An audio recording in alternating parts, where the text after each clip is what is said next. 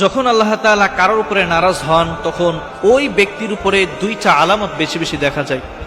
যখন এই দুইটা আলামত আপনার ভিতরে থাকবেন আপনি বুঝে নেবেন আল্লাহ তাআলা আপনার উপরে নারাজ। কিংবা আপনি যদি কারোর ভিতরে দেখেন যে এই দুইটা আলামত, আপনি বুঝে নেবেন যে ওই ব্যক্তির উপরে আল্লাহ তাআলা অসন্তুষ্ট আছে।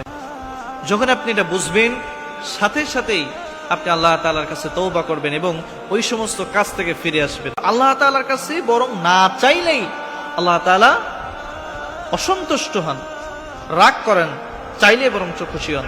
সুবহানাল্লাহ। কোন দুইটা আলামত দেখলে আপনি বুঝবেন যে আল্লাহ তাআলা আপনার উপরে নারাজ, অসন্তুষ্ট? এক নাম্বার, আপনার নামাজের ভিতরে মনোযোগ আসবে না।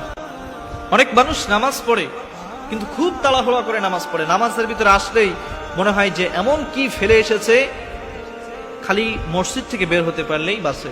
আপনি যখনই বুঝবেন যে আপনি নামাজের ভিতরে মনোযোগ পাচ্ছেন না, আপনি সূরা তেলাওয়াত করতেছেন কিন্তু মনোযোগ পাচ্ছেন না, সিজদায় গিয়েছেন, রুকুই গিয়েছেন, আপনি সেখানে সিজদা দিতে গেলে আপনার মন বসতেছে না, আপনি বুঝে নেবেন আল্লাহ তাআলা আপনার উপরে নারাজ আছে।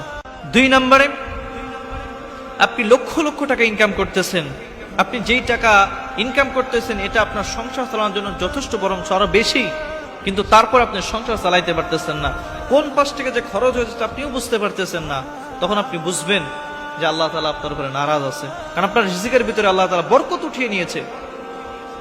আপনার রিজিকের ভিতর থেকে যখন আল্লাহ তাআলা বরকত উঠিয়ে নিবে তখন আপনি বুঝবেন যে আল্লাহ তাআলা আপনার নারাজ আছে। অনেক মানুষ আছে যারা মাসে 70,000 80,000 টাকা ইনকাম করে, যারা এই 70-80,000 টাকা ইনকাম করা, এটা সে যদি সমস্ত আত্মীয় স্বজন নিয়েও তারা যদি বসবাস করে তারপরেও এই টাকা তাদের কাছে অনেক, কিন্তু তারা দুইজন থাকে বা ছোট্ট একটা ছেলে মেয়ে আছে, তারপরেও এই 70-80,000 টাকা তাদের কাছে কিছুই না, মাস শেষে আবার ঋণ করা লাগে। তখন আপনি বুঝবেন যে আল্লাহ তাআলা আপনার এই ইনকামের ভিতর থেকে বরকত উঠিয়ে দিয়েছে, আল্লাহ তাআলা আপনার উপরে নারাজ আছেন। সুতরাং এখনো সময় আছে, আপনি ফিরে আসেন। তাহলে যখন দেখবেন যে আপনার নামাজের ভিতরে মনোযোগ উঠে গিয়েছে, নামাজে আপনি মজা পাচ্ছেন না, বা আপনি যে ইনকাম করতেছেন এই ইনকামে বরকত নেই, বা এই ইনকাম দিয়ে আপনি চলতে পারছেন না, তখনই বুঝবেন যে আল্লাহ তাআলা আপনার উপরে নারাজ আছে।